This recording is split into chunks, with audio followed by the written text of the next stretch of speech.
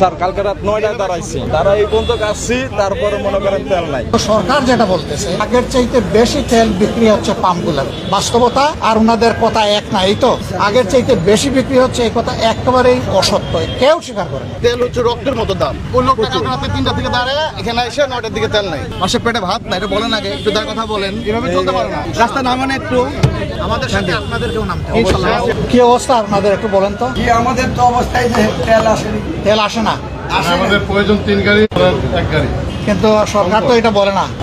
আরেকটা কথা বলা হচ্ছে যে আগের থেকে এখন তেল বেশি বিক্রি হচ্ছে আপনাদের। আগে আপনারা যে পরিমাণ তেল পেতেন এখন কি সেই পরিমাণ 24 ঘন্টায় পান? এক গাড়ি করে পয়সা। আগে কয় গাড়ি পাইতেন? আগে 3 গাড়ি পাইতেন, এখন 1 গাড়ি পান।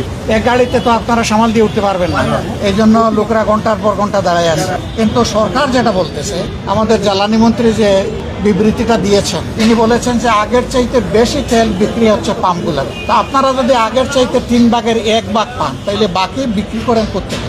তাইলে এই কথাটা সত্য না?